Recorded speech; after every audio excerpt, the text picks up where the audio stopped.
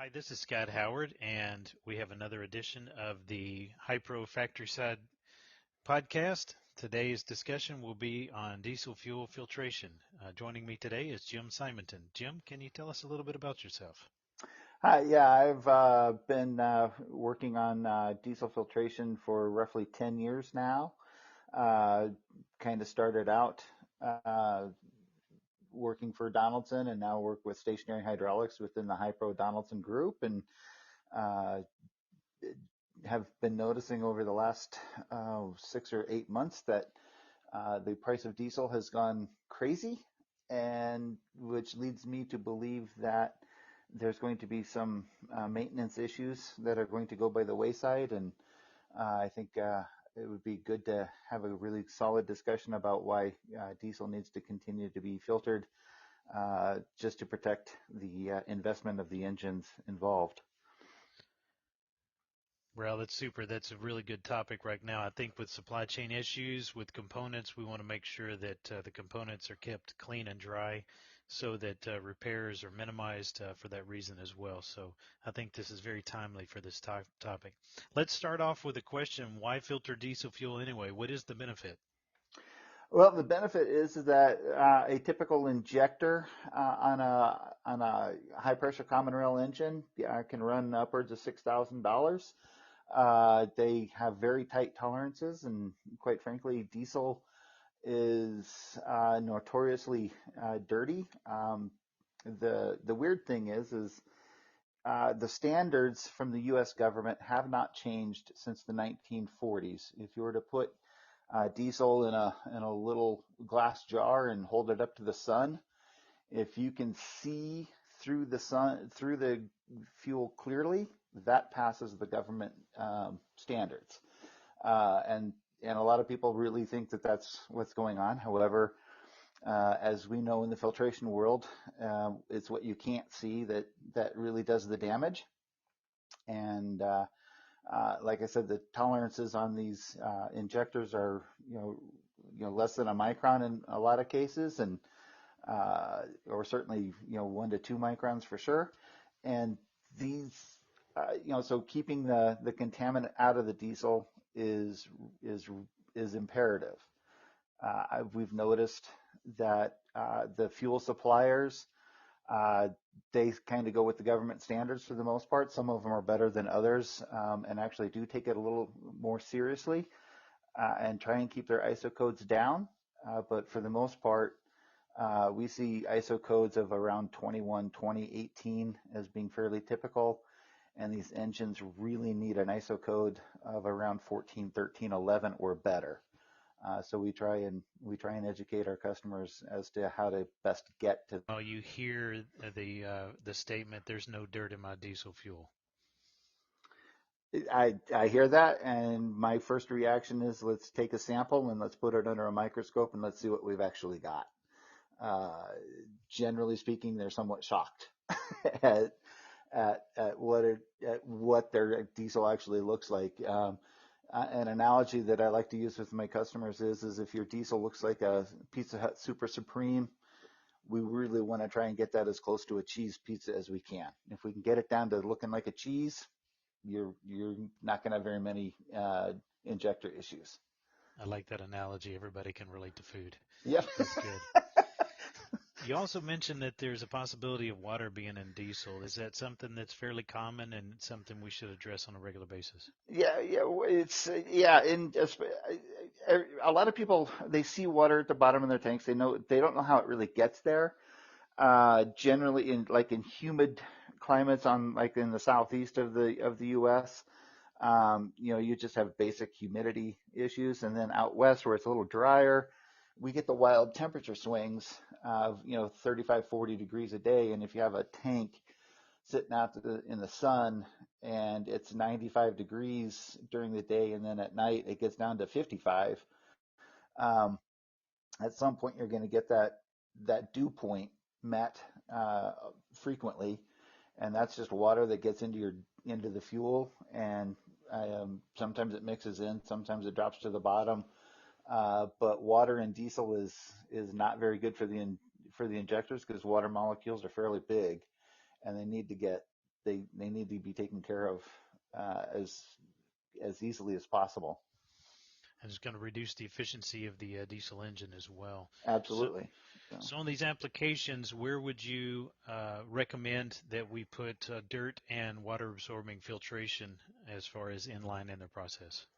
Well, it's interesting. There's lots of places where we can put it. There are filters out there that are quite good at dropping.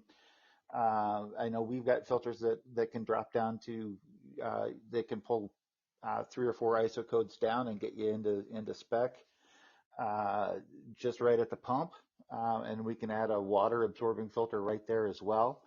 That is if somebody's really budget minded and that's the only thing that they can do, that is a very it's not efficient, but it's a good way of at least doing something to protect that engine. But the reality is the best way to handle it is to filter it coming off the truck, going into the storage tank, and then making sure within that storage tank that you protect it by not allowing that water to form, using either a coalescer or some sort of a kidney loop with some water absorbing material in that as well, and also having proper breathers in there to keep the dust out. People forget that these tanks breathe, and it does not it doesn't take a whole lot of dust to actually ruin diesel. I was in a class some years ago at a NORIA conference, and literally the guy used an analogy of if you took an aspirin and crushed it into 200 into as fine a powder as you can make it, and then divide that powder up into about 200 little tiny piles, and you put one of those little tiny piles into what would be, in effect, be a 20-ounce bottle of soda, pretend it was filled with diesel, that would get you an ISO code of around 21-20-18. It does not take very much contaminant to ruin a piece of equipment. So imagine that type of contaminant over 10,000 gallons of fuel or 8,000 gallons of fuel. As that tank breathes, is pulling in a lot of dust. And an analogy I like to use in my seminars is if you don't think a 3-micron piece of dust can't ruin something, please go look at your windshield. Every pockmark on your windshield is a 3-micron piece of dust hitting it at 100 miles an hour. You get enough pockmarks, you get a crack, eventually you're going to have to replace that windshield. And it's an analogy that I think people really understand that the same thing is going on in their system now that they know that dust is in there, and they take it a little bit more seriously to make an effort to keep it clean. That's some good information. Appreciate that, Jim. So let me focus on the nozzle. Let's say your customer is not in a position to add any offline filtration to the bulk tank, and you're looking at adding some filtration at the nozzle whenever the piece of mobile equipment is being filled with diesel fuel. How do you determine the media grade of filtration and whether you will need one or multiple filters in series to make sure that when the diesel fuel is being filled up, it's addressing the contamination levels properly? Well, it all depends on the flow rate. If it's your standard car type diesel pump at 30 gallons a minute, generally one filter with a water absorbing filter in front of it would be sufficient. If it's say it's a truck stop type thing where they're flowing at 130 gallons a minute, then we'd probably put 3 filters in series, because each one of them can handle about 50 gallons a minute flowing through it. So we want to make sure we have enough to handle all of it, plus a little bit of room just in case for pressure and things like that. So you always want to kind of go one more than you really need. Is sort of the rule that I look at, or at least one more than you really need. Sometimes, if you got a lot of gallonage going through it, maybe we add 2 or 3 extra filters just to uh, extend the life of the filters a little bit. So let's say Um, this is an application where you do need to add multiple filters. Do you step it down in filtration, or do you use a very tight filter in multiple housings? What's your thoughts on that? In reality, what I have always done is it kind of depends on the time of the year. If we're using a less than, I generally recommend in most parts of the country in from April through mid-November when temperatures are pretty good, a less than 4 micron filter. And I say less than 4 micron specifically in that a lot of particle counters cannot see anything less than 4 micron, therefore it won't be counted. So less than 4 micron down to, a lot of filters are down to 1 micron now. Uh, but but I wouldn't go too tight because there are some additive packages. And then from November to April, I do kind of recommend either a 6 or a 7 micron filter because some of the ad packs um, are are pretty big in some of their molecular structures. Plus, it attracts a little bit of water as well in the colder months. So you want to be able to have a good flow going through it, and you're still getting, even in that 6 micron range, you're still getting about 98% of what you would at under 4. Uh, and it just solves a little bit of issues that can pop up um, during the colder months. But if a fuel is blended properly, uh, it, the ad pack should be submicronic and should flow through. But I've had enough experience over the last 10 years to know that some refinery somewhere will create a batch of fuel that is just beyond horrible. So, and that's another reason why you need the filters there, because those that one refinery somewhere in the country that just ruins everything. We've seen people burn through hundreds of filters in a week uh, because the fuel is just that bad. But it's every one of those filters protected every engine that filled up through it. Well, that's really good information. So initially, what we learned is it has to do with flow rate. So you're going to size the filter housing based on the flow rate. What other components like gauges? What are the ways that your customer will be able to tell whenever the dirt filter and the water absorbing filter is ready to be changed? Well, the mainly every filter should have a pressure gauge on it.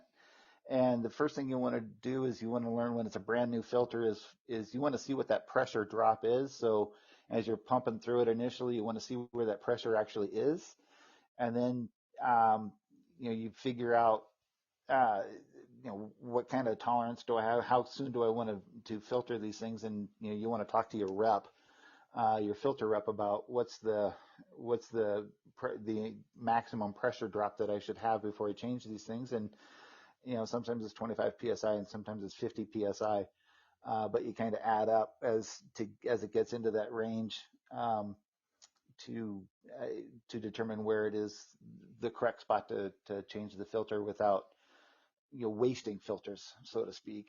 Um, And also the pump output capabilities may dictate that as well as far yes. as the DP setting. So if Yep. it's a low pressure that the pump can't overcome, maybe we even oversize the housing a little bit more Yep. since we know Absolutely. we're dealing with lower pressures.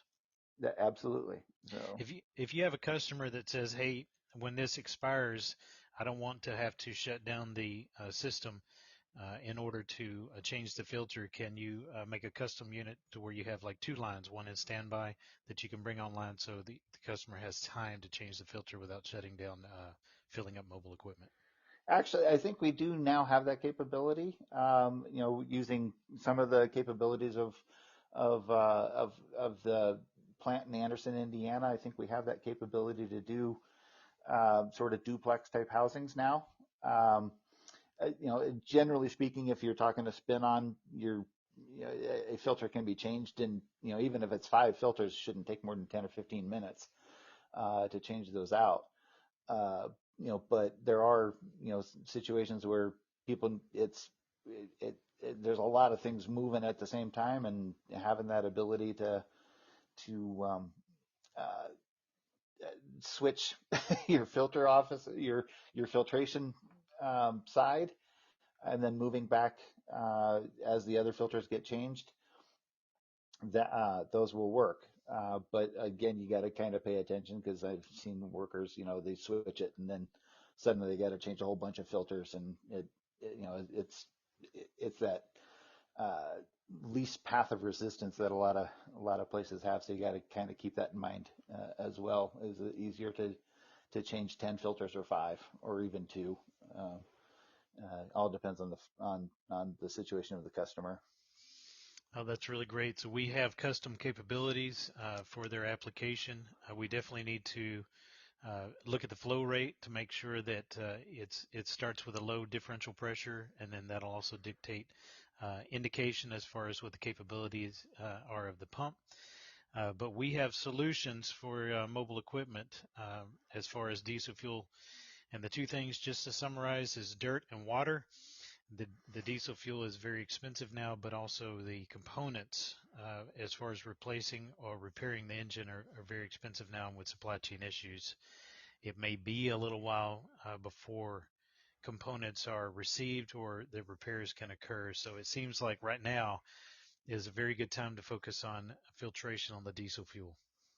Yeah, just absolutely take the proactive stance and protect your equipment. As it was one of the first things I always mentioned in my seminars, is that if you take a filter down to its most basic level, in the end it is insurance, and it's the cheapest insurance you're ever going to buy. That's a really good summary. Well, Jim, I really appreciate the time. It's very good information. I think right now is a very good time to focus on contamination control of diesel fuel, and we have the tools for you. So thank you very much for sitting in on this Factoryside podcast on diesel fuel filtration. Please come visit Hy-Pro on our social media locations on Twitter, on YouTube, Facebook, and LinkedIn. Thank you again. Thank you.